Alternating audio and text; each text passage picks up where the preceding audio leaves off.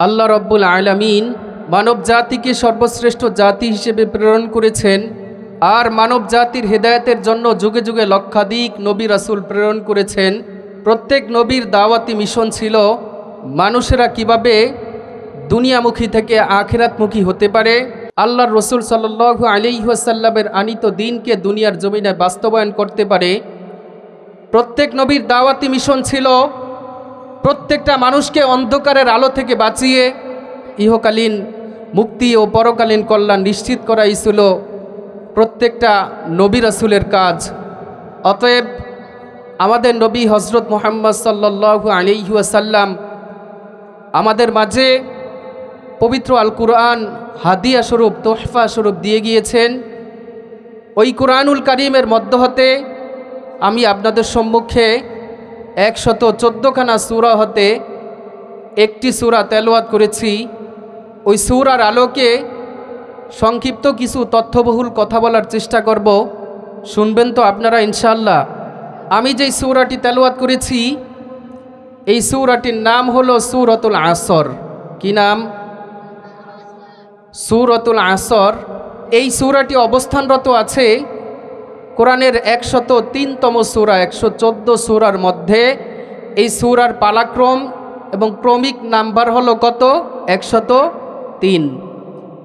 এই সূরাটি আল্লাহ তাআলা নাজিল করেন মক্কাতে। কোথায় নাজিল করেন? মক্কাতে। এই সূরার মধ্যে আল্লাহ তাআলা আয়াত নাজিল করেন মাত্র 3টি। কয়টি? 3টি। আল্লাহর রসুল সাল্লাল্লাহু আলাইহি ওয়াসাল্লাম এর সাহাবায়ে কেরাম যারা আছে, আল্লাহর রসুলের সাহাবীরা যখন পরস্পর সাক্ষাৎ হইতো তখন তারা পরস্পর সূরাতুল আসর শোনাইতেন। কি করতেন ভাই? যখন সাক্ষাৎ হইতো পরস্পর তারা সূরাতুল আসর শোনাইতেন, না শোনায় তারা পৃথক হইতেন না।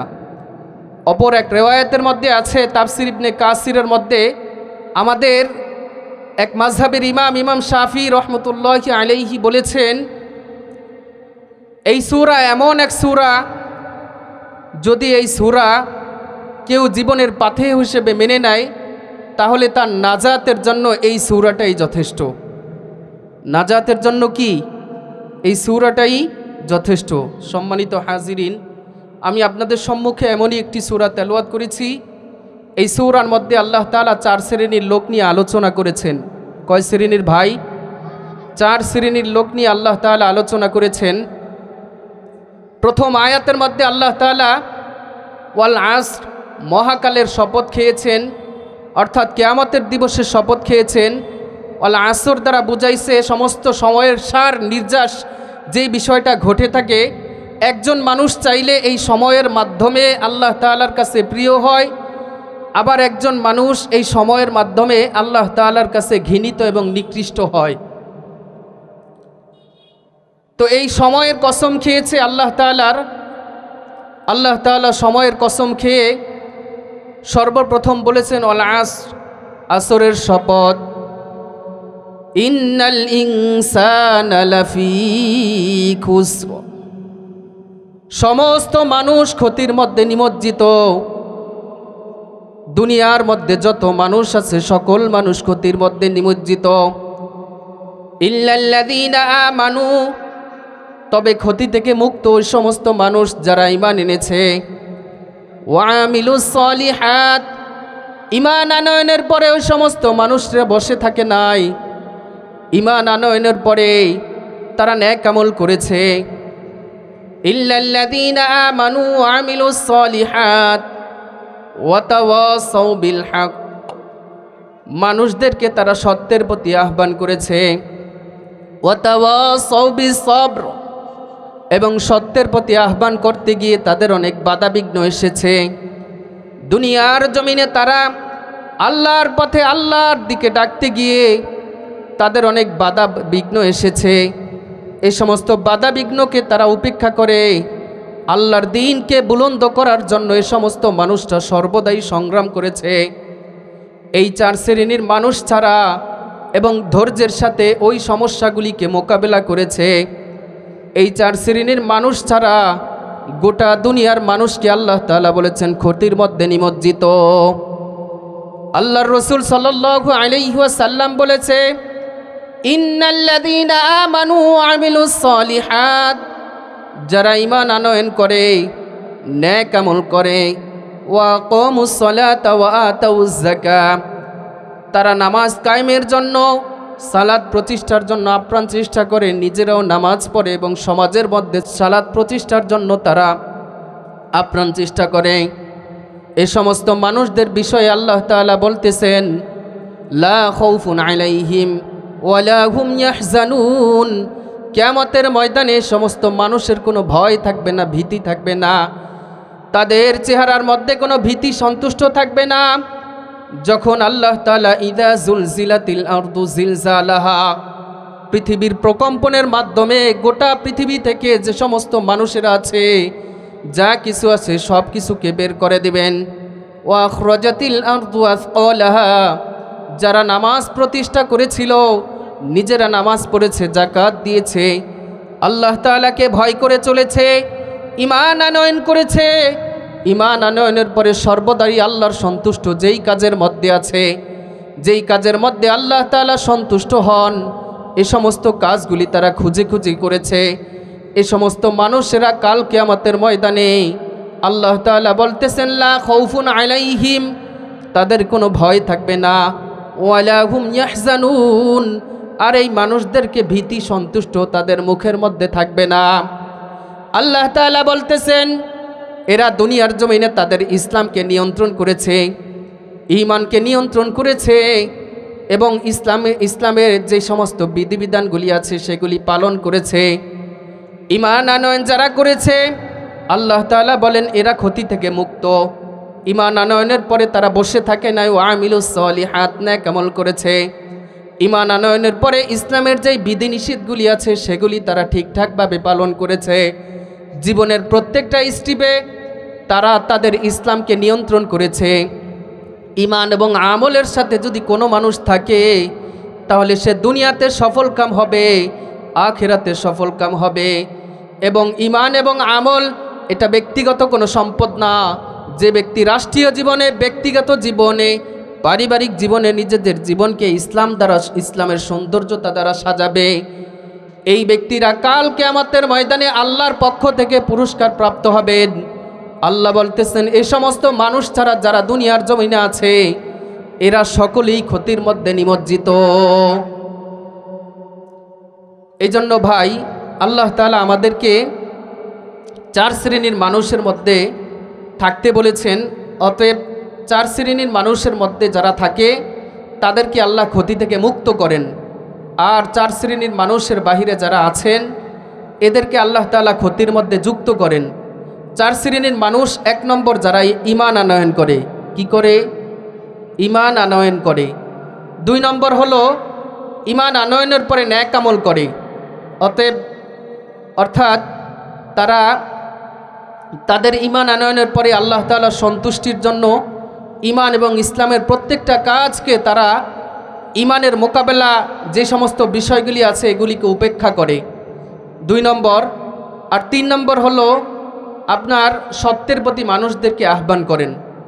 মানুষকে আল্লাহ তাআলা আশরাফুল মাখলুকাত হিসেবে প্রেরণ করেছে, জানেন তো? এটা সর্বশ্রেষ্ঠ জাতি হিসেবে এই মানুষকে আল্লাহ তাআলা পাঠাইছে। আল্লাহ তাআলা বলতেছেন খয়রু, যে তোমরাই শ্রেষ্ঠ জাতি, কুনতুম খয়রা উম্মাতিন উখরিজাতিন নাস। কুরআনের মধ্যে আল্লাহ তাআলা বলেছেন তোমরাই শ্রেষ্ঠ জাতি, তোমাদেরকে বের করা হয়েছে মানুষের কল্যাণের জন্য। তোমরা মানুষদেরকে সৎ কাজে আদেশ করবে আর অসৎ কাজে নিষেধ করবে। তো আশরাফুল মাখলুকাত এই মানুষ। আবার অপর জায়গায় আল্লাহ তাআলা বলেছেন উলাইকা কাল আনআম বালহুম আদল। এক শ্রেণীর মানুষ আছে যারা মানুষ না, চতুষ্পদ জানোয়ারের চাইতেও কি নিকৃষ্ট।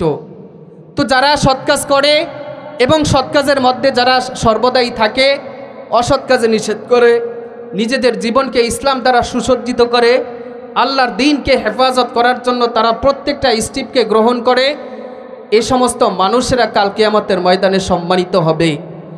আর যারা নিজেদের মনমানি জিন্দেগি অনুযায়ী চলে, এ সমস্ত মানুষেরা কাল কিয়ামতের ময়দানে লজ্জিত হবে। এ সম্পর্কে আল্লাহ তাআলা সূরাতুল মুলকের মধ্যে বলতেছেন ওয়ালিল্লাযীনা কাফারু বিরাব্বিহিম আযাবু জাহান্নাম, ওয়ালিল্লাযীনা কাফারু যারা কুফরি অবলম্বন করে বিরাব্বিহিম তাদের রবের সাথে, আযাবু জাহান্নাম তাদের স্থান হবে জাহান্নাম, ওয়া বিসাল মাসীর আর জাহান্নাম কতই না নিকৃষ্ট আবাসস্থল। কুফরি অবলম্বন দুইটা ভাবে করে থাকে, একটা হলো আল্লাহর হুকুমকে সরাসরি না পালন করার মধ্যে, আরেকটা হলো সরাসরি আল্লাহ তাআলার সাথে কুফরি অবলম্বন করে, রসুলকে রসুল হিসেবে মানে না, আল্লাহর মনোনীত দিনকে তারা মনোনীত দিনকে মানে না, ইসলামের সৌন্দর্যতাকে তারা বিশ্বাস করে না, ইসলাম দ্বারা তাদের জীবনকে সাজায় না, আলেম ওলামার কথা তারা শুনতে পারে না, দ্বীনের দাওয়াত যখন নিয়ে যায় তখন তারা এই দাওয়াতকে গ্রহণ করে না, সরাসরি মূর্তি পূজার মধ্যে লিপ্ত থাকে, মূর্তি স্থাপনের মধ্যে লিপ্ত থাকে। এ সমস্ত মানুষদের ব্যাপারে আল্লাহ তাআলা বলতেছেন কাল কিয়ামতের ময়দানে যাদের কাছে সত্যের কথাগুলি, সত্যের ডাক সম্পর্কে যাদেরকে ডাকা হয়েছিল, কাল কিয়ামতের ময়দানে তাদেরকে বলা হবে যে তোমরা সত্যের দিকে আসো, তোমাদেরকে ডাকা হয়েছিল কিন্তু তোমরা শ্রবণ করো নাই।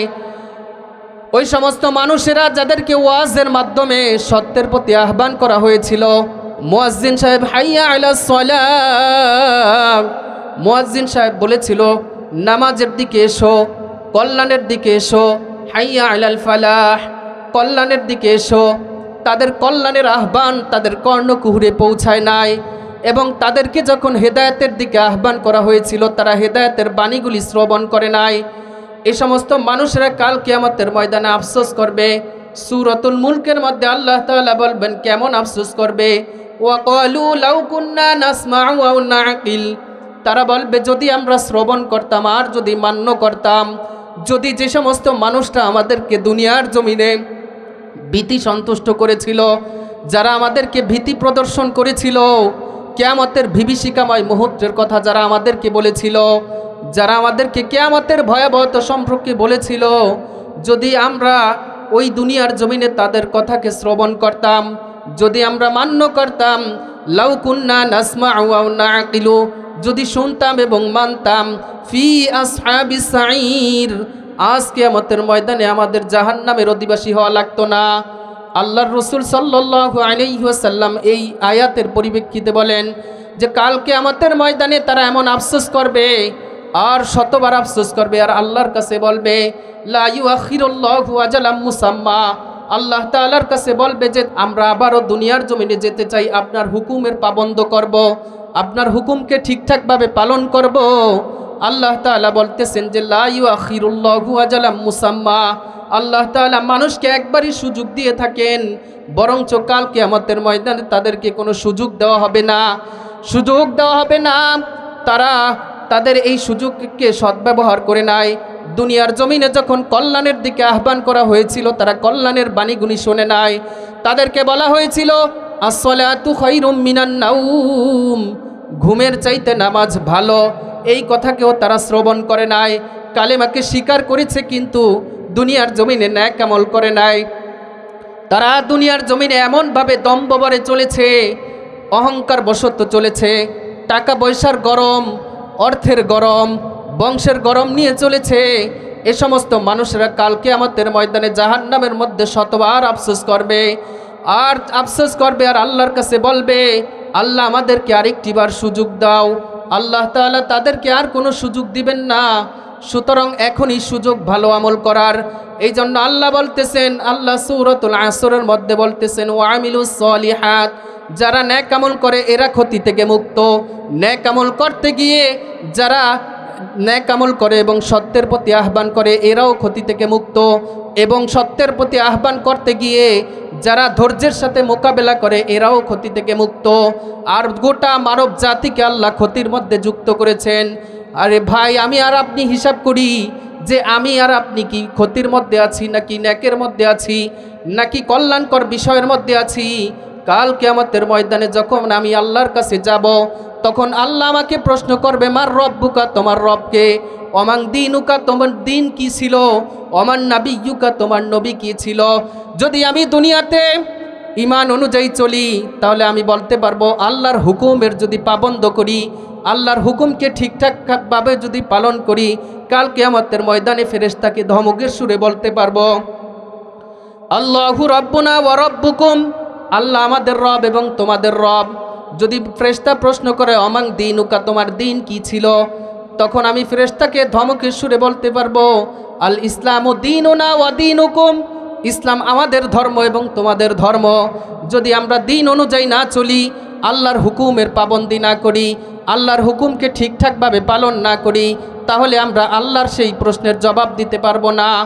রসুলের আনিত দিনকে যদি আমরা ঠিকঠাকভাবে সম্মান না করি, রসুলের আনিত দিনকে যদি আমরা গ্রহণ না করি, তাহলে কাল কিয়ামতের ময়দানে যখন আমাকে ফেরেশতা প্রশ্ন করবে অমান নাবিয়্যুকা, তোমার নবী কে ছিল, তখন আর আমরা কাল কিয়ামতের ময়দানে আল্লাহর কাছে বলতে পারবো না মুহাম্মাদুর রাসূলুল্লাহ সাল্লাল্লাহু আলাইহি ওয়াসাল্লাম নাবিয়্যুনা ওয়া নাবিয়্যুকুম।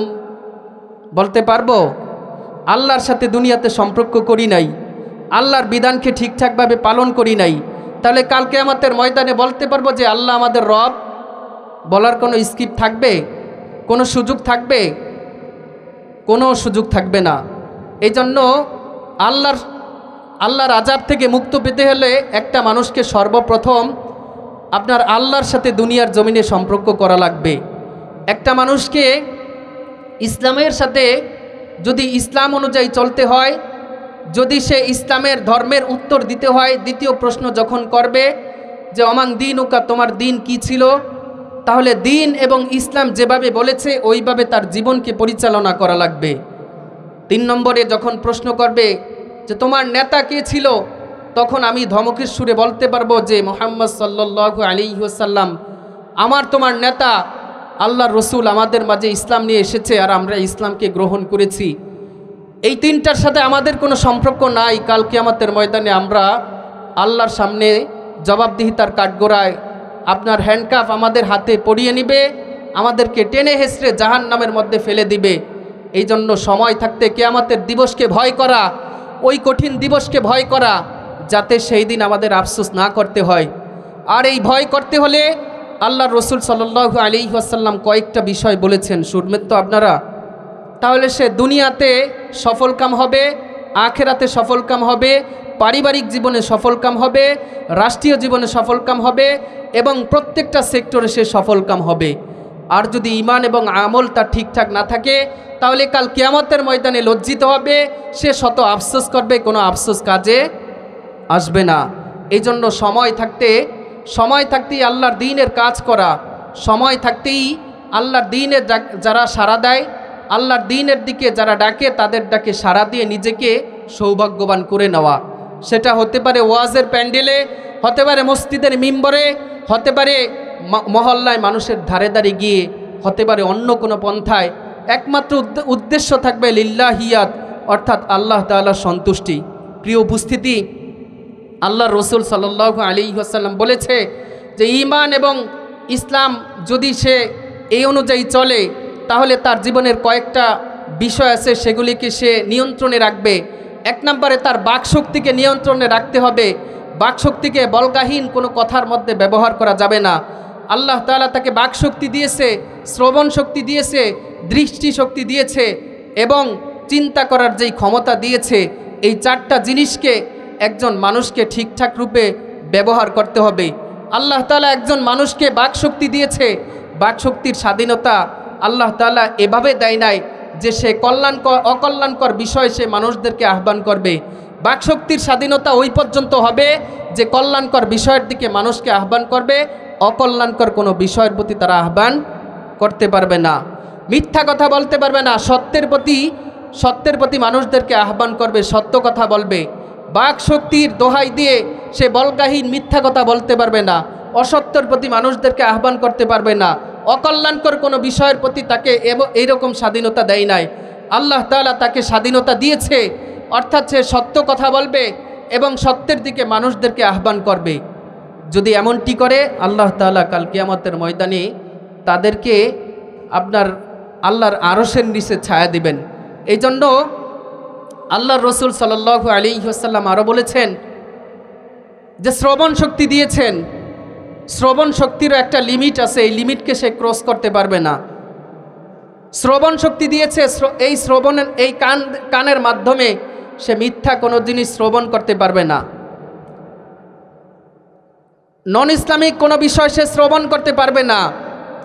ইসলামিক যেই বিষয়টা আসে সেটাই সে শ্রবণ করবে। গান বাদ্য ইত্যাদি এসব বিষয় সে শ্রবণ করতে পারবে না।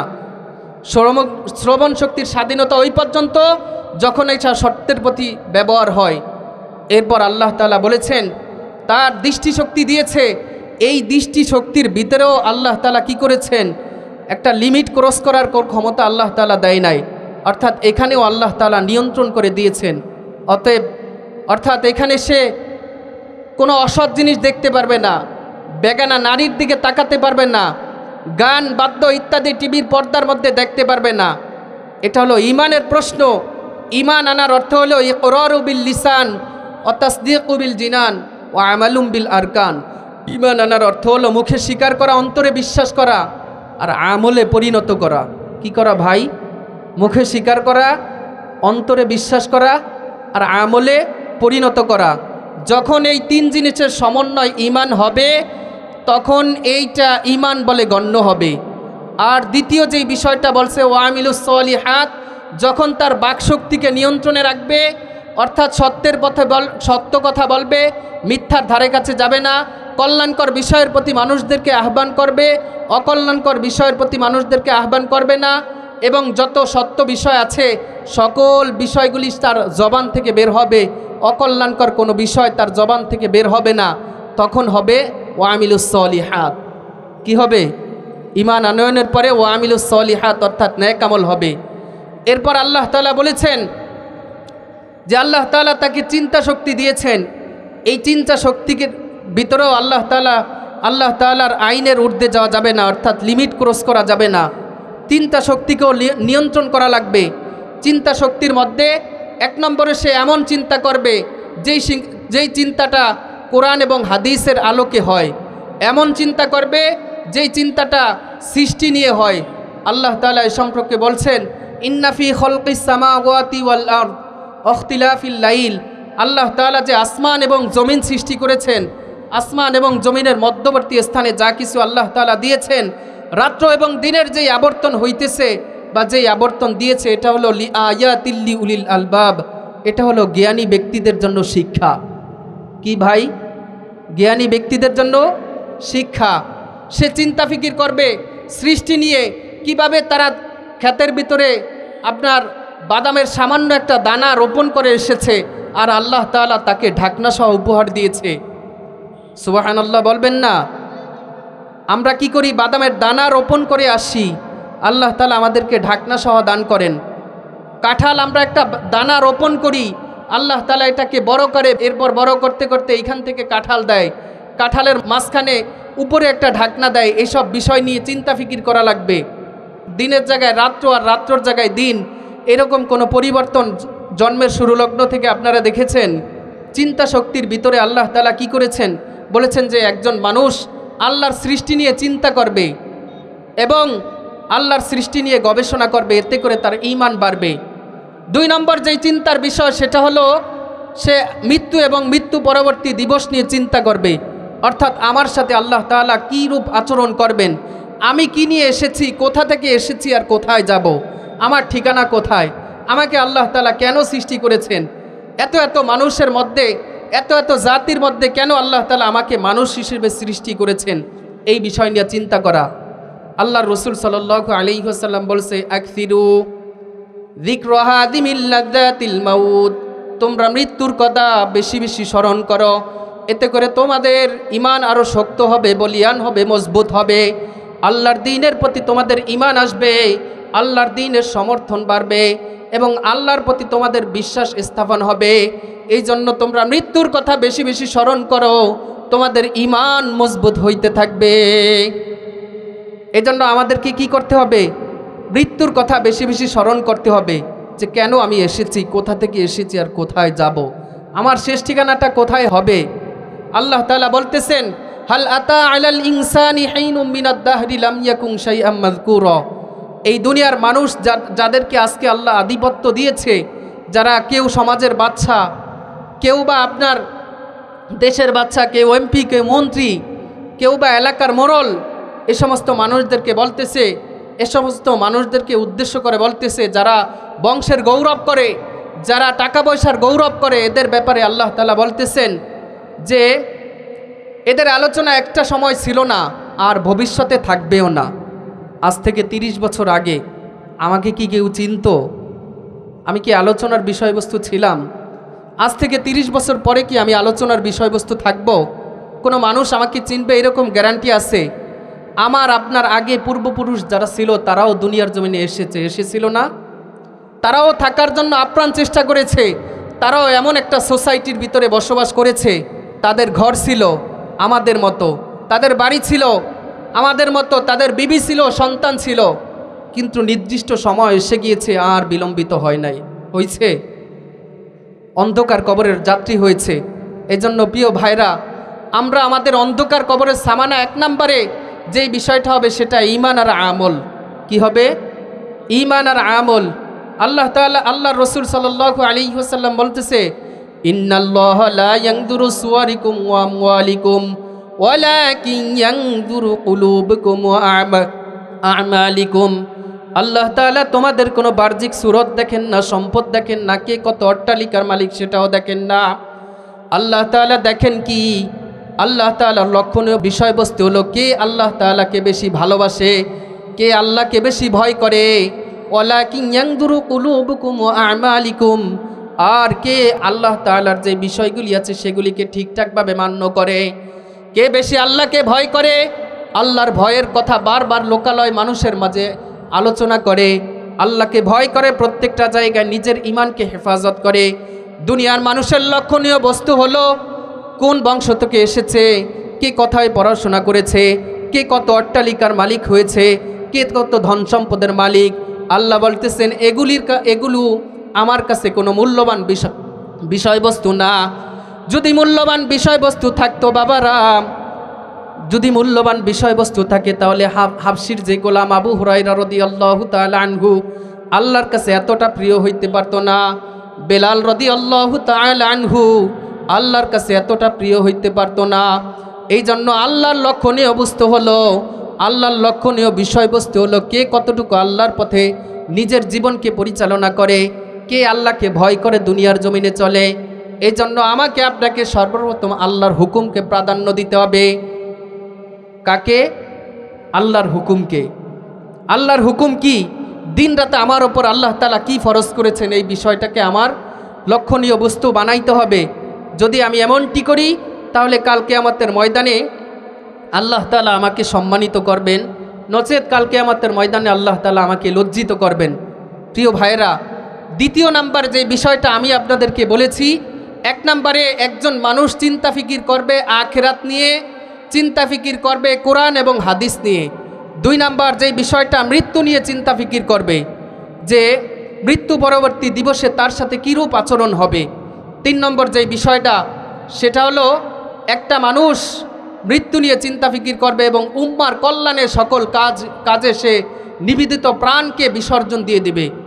আল্লাহর রাসূল সাল্লাল্লাহু আলাইহি ওয়াসাল্লাম 3য় নাম্বার যে বিষয়টা বলেছেন এই সূরার আলোকে, এই বিষয়টা হলো যে আল্লাহর রাসূল সাল্লাল্লাহু আলাইহি ওয়াসাল্লামের একটি হাদিস হযরত আয়েশা রাদিয়াল্লাহু তাআলা আনহা থেকে বর্ণিত। হযরত আয়েশা রাদিয়াল্লাহু তাআলা আনহা বলতেছে যে আমি আল্লাহর রাসূল সাল্লাল্লাহু আলাইহি ওয়াসাল্লামের সাথে একসাথে ঘুমাইছিলাম। গভীর রজনীতে আমার পাশে দেখতেছি হযরত মুহাম্মদ সাল্লাল্লাহু আলাইহি ওয়াসাল্লাম, দোজাহানের বাদশা নেই।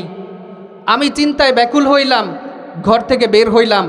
বের হওয়ার পর দেখতেছি যে আল্লাহর রাসূল সাল্লাল্লাহু আলাইহি ওয়াসাল্লাম জান্নাতুল বাকিতে উম্মার জন্য ক্রন্দন করতেছে, উম্মার জন্য কান্নাকাটি করতেছে, উম্মতের জন্য কান্নাকাটি করে কিভাবে উম্মার নাজাত হয়।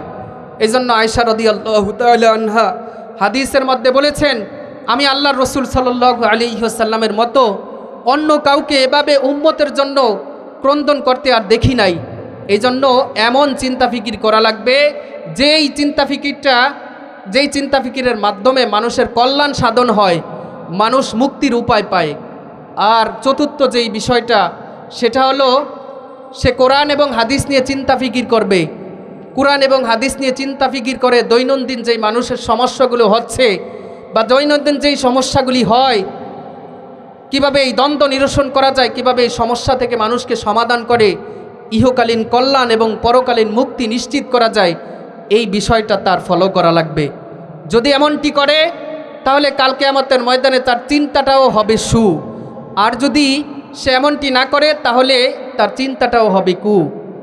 এরপর বলেছেন ওয়াতাওয়াসাউ বিল হক, সর্বদাই মানুষদেরকে সত্যের প্রতি আহ্বান করবে, দ্বীনের দিকে আহ্বান করবে, আল্লাহর হুকুমের কথা, আল্লাহর বিধিবিধানের কথা তাদেরকে বলবে এবং সমাজের মধ্যে নামাজ প্রতিষ্ঠার জন্য আপ্রাণ চেষ্টা করবে। নিজেরা নামাজ পড়বে, অপর ভাইকে নামাজ পড়ানোর জন্য আপ্রাণ চেষ্টা করাবে। এরপর হলো কি, আল্লাহর রসুল সাল্লাল্লাহু আলাইহি ওয়াসাল্লাম বলেছে যে যাকাত আদায়ের জন্য তারা সচেষ্ট থাকবে এবং প্রত্যেকটা মানুষের ধারে ধারে গিয়ে তাদের মালের যাকাতের বিষয়ে বলবে।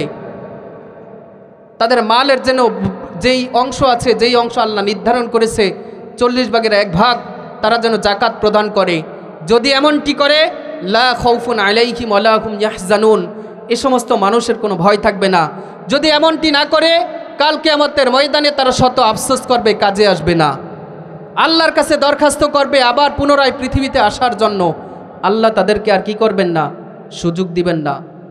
আলী রাদিয়াল্লাহু তাআলা আনহু বলতেছে মান যান্না আন্নাহু বিদুনিল জুহদি ফাহুয়া মুতামান্নিন ওয়া মান যান্না আন্নাহু বিদুনিল জুহদি ফাহুয়া মুতাআন্নিন। যে ব্যক্তির ধারণা আসে সে কষ্ট ক্লেশ করে জান্নাতে যাবে, সে কষ্ট ক্লেশের মধ্যে পড়েই থাকে, সে কষ্ট ক্লেশকে উপেক্ষা করে আল্লাহর হুকুমকে পালনের জন্য সচেষ্ট হয়। আর যে ব্যক্তির ধারণা আছে সে কষ্ট ক্লেশ ছাড়াই জান্নাতে যাবে, সে সর্বদাই এমন আমল করে যেগুলো সমাজ মানে না, ইসলাম সমর্থন করে না।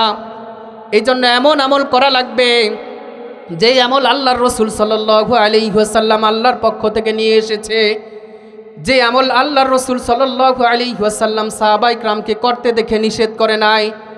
এমন আমল করা লাগবে যেই আমলটা আল্লাহ এবং আল্লাহর রসুলের কাছে প্রিয় হয়।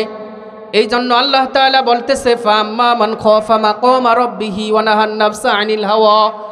ফাম্মা মান খাফা, যে ব্যক্তি ভয় করে আল্লাহ তাআলার সামনে দণ্ডায়মান হওয়াকে, মাকামা রাব্বিহি, তার প্রভুর সামনে দণ্ডায়মান হওয়াকে ভয় করে, ওয়া নাহান নাফসা আনিল হাওয়া, আর এই ব্যক্তি কি করে নিজের নফসকে বিরত রাখে, যত কুপ্রবৃত্তি আছে এই সব থেকে নিজেকে বিরত রাখে, যত খারাপ কাজকর্ম আছে এগুলি থেকে সে নিজেকে বিরত রাখে। আল্লাহ তাআলা বলতেছেন এই কুকর্ম থেকে বিরত থাকার কারণে, আল্লাহ তাআলাকে ভয় করার কারণে, আল্লাহর দ্বীনকে তারা সমুন্নত করার কারণে আল্লাহ তাআলা তাকে ফাইনাল জান্নাতা হিয়াল মাওয়া, জান্নাতের মধ্যে স্থান দিবেন। জান্নাতে যেতে চাই না?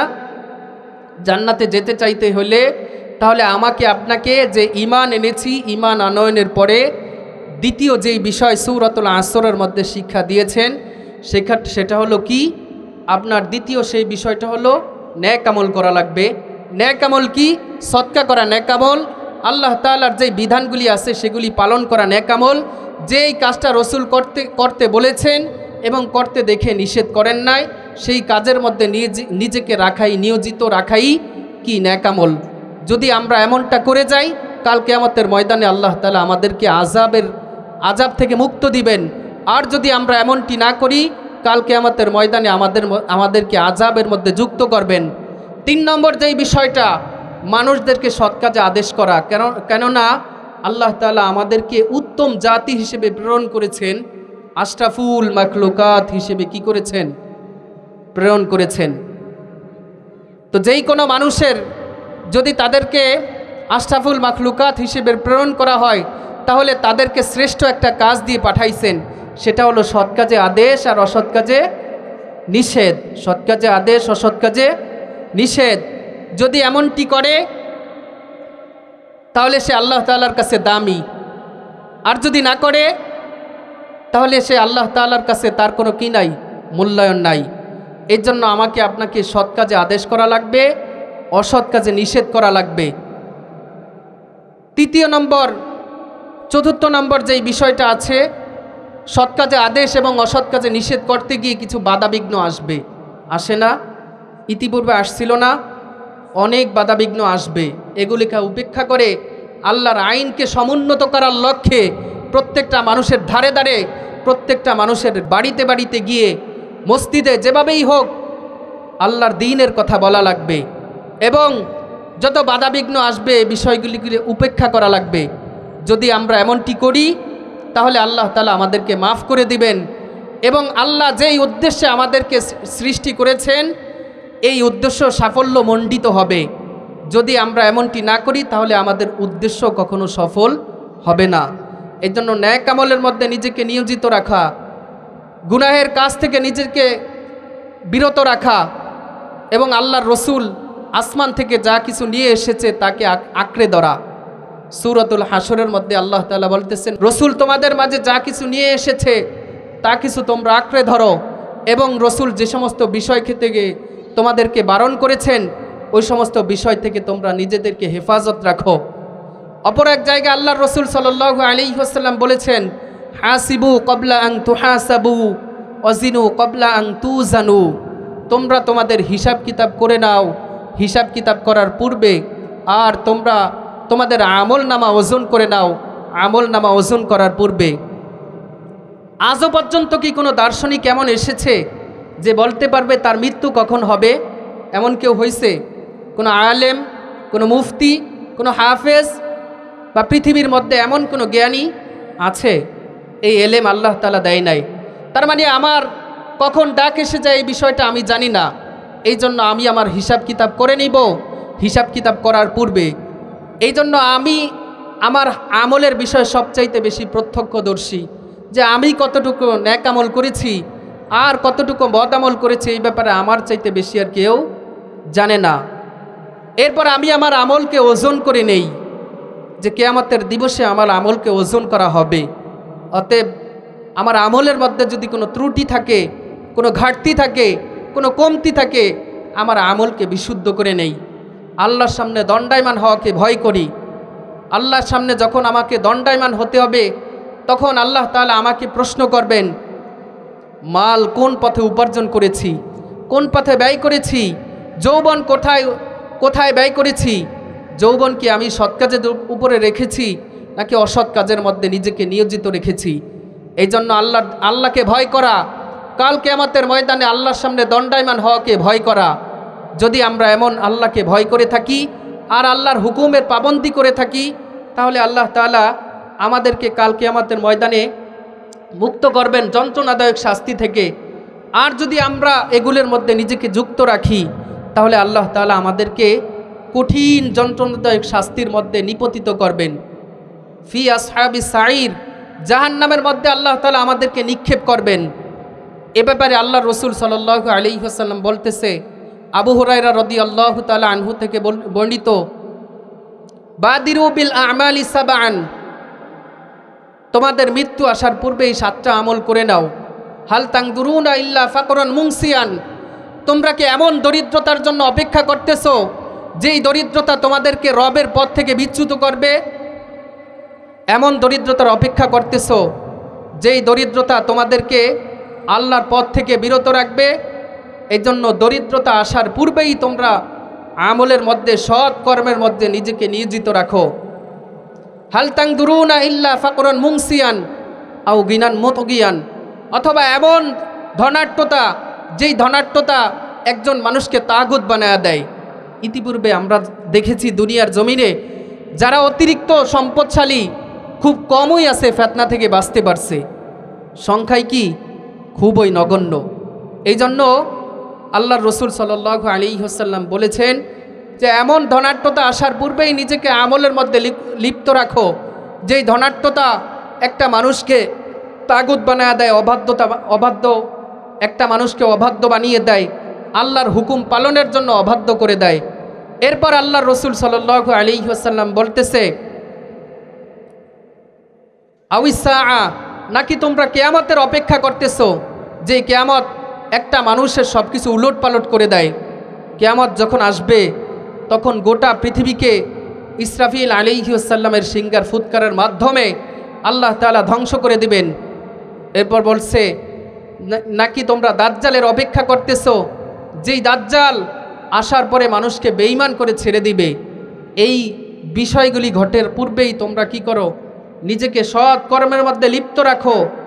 এরপর আল্লাহ তাআলা বলতেছে, আল্লাহর রসুল সাল্লাল্লাহু আলাইহি ওয়াসাল্লাম বলতেছে যে এই সৎকর্ম যখন একজন মানুষ করে, সৎকর্ম করার পরে আল্লাহ তাআলা কাল কিয়ামতের ময়দানে তাকে সম্মানিত করবেন।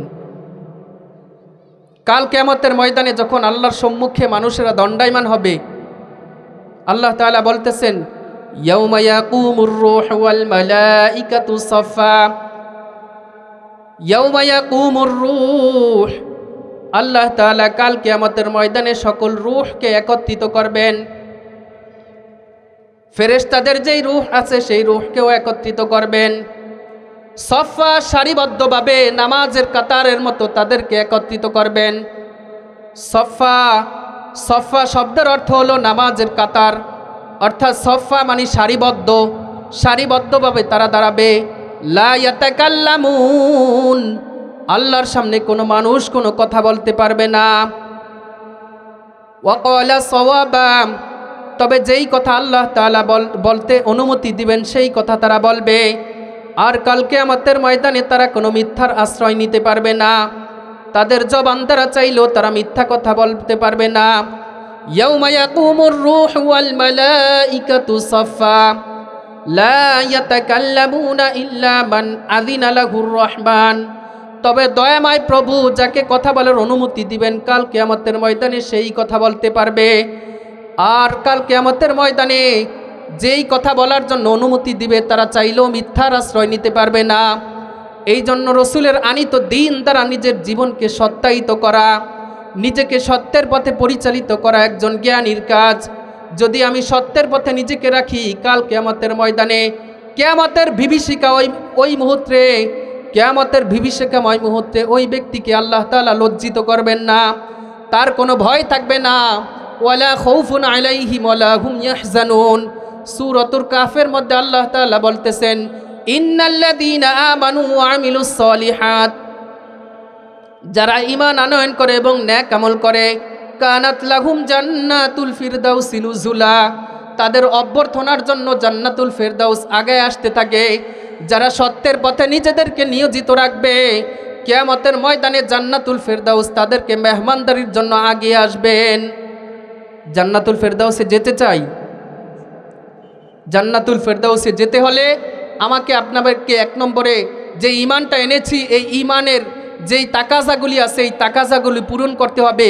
সেটা হলো নেক আমল করা লাগবে এবং সৎ পথে আহ্বান করা লাগবে, অসত্যের প্রতি মানুষদেরকে বিরত রাখা লাগবে এবং আল্লাহর আনিত যে আল্লাহর যেই নির্বাচিত যেই দিন, এই দিনকে আপনার এই দিন দ্বারা নিজের জীবনকে, পারিবারিক রাষ্ট্রীয় সকল জীবনকে সাজানো লাগবে এবং রসুল সাল্লাল্লাহু আলাইহি ওয়াসাল্লামের আনিত এই দিনকে জীবনের প্রত্যেকটা স্টেপে মান্য করা লাগবে। যদি আমি এমনটি করি তাহলে আল্লাহ তাআলা কাল কিয়ামতের ময়দানে আমাকে যেই জান্নাতের ওয়াদা করেছেন ওই জান্নাত দিবেন, নচেত আমি আযাবের মধ্যে নিপতিত হব, শত আফসোস করব, কোনো কাজে আসবে না। সম্মানিত হাজিরিন, আমাদেরকে আল্লাহ তাআলা যেই দেহটা দিয়েছেন এই দেহর নাম হলো নাফস। কি? নাফস, হিউম্যান অ্যানাটমি, মানবিক দেহ। এই মানবিক দেহ আর রূহ, আল্লাহ তাআলা সর্বপ্রথম রূহকে সৃষ্টি করেছেন, অর্থাৎ আমাদের যে সত্তা আছে এটা আসল সত্তা না, এটা একটা বডি, এটার সাথে খাবারের সাথে সম্পর্ক। কিসের সাথে? খাবারের সাথে সম্পর্ক। আর রূহ নামক একটা বিষয় আছে যেটা হলো নৈতিক বিষয়গুলি করার জন্য আহ্বান করে। অর্থাৎ রূহ যদি সঠিক থাকে তাহলে সে কাল কিয়ামতের ময়দানে আল্লাহর সামনে আযাব থেকে মুক্ত পাবেন। আর রূহ যদি ঠিক না থাকে তাহলে এই নফস দ্বারা সে মুক্ত পাবে না। এই জন্য আমাদের যে দেহ আছে এই দেহর সাথে খাবারের সম্পর্ক। আর এই দেহকে আল্লাহ তাআলা কোরআনের মধ্যে তিনভাবে নামকরণ করেছেন। এই নফসকে কয়ভাবে? তিনভাবে নামকরণ করেছেন। অর্থাৎ এক নম্বরে আল্লাহ তাআলা বলেছেন নফসে আম্মারা, এই বিষয়টা ইন্নান নাফসা লা আম্মারাতুম বিসু। আল্লাহ তাআলা সূরাতুল ইউসুফের 51 নম্বর আয়াতের মধ্যে বলছেন, অর্থাৎ যেটা নফসে সু, নফসে আম্মারা, এই নফসে আম্মারা একটা মানুষকে সর্বদাই খারাপ কাজের মধ্যে লিপ্ত রাখে। সময় সংক্ষিপ্ত। দ্বিতীয় যেই বিষয়টা আল্লাহ তাআলা বলতেছেন, লা উকসিমু বিয়াউমিল কিয়ামা ওয়ালা উকসিমু বিন নাফসিল লাওয়ামা। আল্লাহ তাআলা নফসে লাওয়ামার কসম খেয়েছেন। সেখানে দ্বিতীয় নফস হলো কি? দ্বিতীয় নাম্বার যেই নফসটা সেটা হলো নফসে লাওয়ামা, ভৎসনাকারী নফস। যেই নফস একবার খারাপ কাজ করার পরে নিজের ভিতরে অনুশোচনা তৈরি করে, অনুশোচনা তৈরি করার পরে সে তওবা ইস্তেগফার করে এবং তওবা ইস্তেগফারের মাধ্যমে আবার আল্লাহ তাআলার কাছে প্রিয় হয়ে ওঠে। এই প্রকারের নফস যার আছে এই ব্যক্তি কাল কিয়ামতের ময়দানে জান্নাতে যাবে। কি করবে? এই প্রকারের নফস যে ব্যক্তির আছে সেই কাল কিয়ামতের ময়দানে জান্নাতে যাবে। নফসে আম্মারা যে ব্যক্তির, সে সর্বদাই খারাপ কাজের দিকে উদ্বুদ্ধ করে, নিজেকে খারাপ কাজের মধ্যে যুক্ত রাখে, এই ব্যক্তি কাল কিয়ামতের ময়দানে জাহান্নামে যাবে। 3 নম্বর যেই নফস আছে এই নফসের বিষয়ে আল্লাহ তাআলা সূরাতুল ফাজরের মধ্যে বলতেছেন, ইয়া আইয়াতুহান নাফসুল মুতমাইন্না ইরজিই ইলা রাব্বিকি রাদিয়াতাম মারদিয়া। হে প্রশান্তকারী আত্মা, তুমি তোমার রবের দিকে ফিরে আসো সন্তুষ্ট চিত্তে। এই নফস যে ব্যক্তির আছে, এই দেহ এবং রূহ যেই বিষয়টা আছে, নফস এবং রূহ যেই ব্যক্তির আছে এই ব্যক্তি সর্বদা আল্লাহ যেই কাজের মধ্যে সন্তুষ্ট হয়, আল্লাহর রসুল যেই কাজের মধ্যে সন্তুষ্ট হয়, এই কাজের মধ্যে নিজেকে যুক্ত রাখে। এই জন্য নফসে মুতমাইন্না হলো আল্লাহ তাআলার কাছে সবচাইতে দামি সম্পদ। আর নফসে মুতমাইন্না হলো যাবতীয় যত কল্যাণকর কাজ আছে এই কাজগুলি সে করার জন্য নিজে উদ্বুদ্ধ হয়, সমাজের মধ্যে করার জন্য আপ্রাণ চেষ্টা করে। সম্মানিত হাজিরিন, আমি যেই কথাগুলো বলেছি সেই সুদূর ভোলা থেকে এসেছি। আমি যেই কথাগুলো বলেছি আমি বলেছি আমার জন্য। বাকি আমাদেরকে আল্লাহ তাআলা এই কথাগুলোর উপর আমল করে দো জাহানের কামিয়াবি হাসিল করার তৌফিক দান করুক। ওয়া আখির দাওয়ানা আনিল হামদুলিল্লাহি রাব্বিল আলামিন।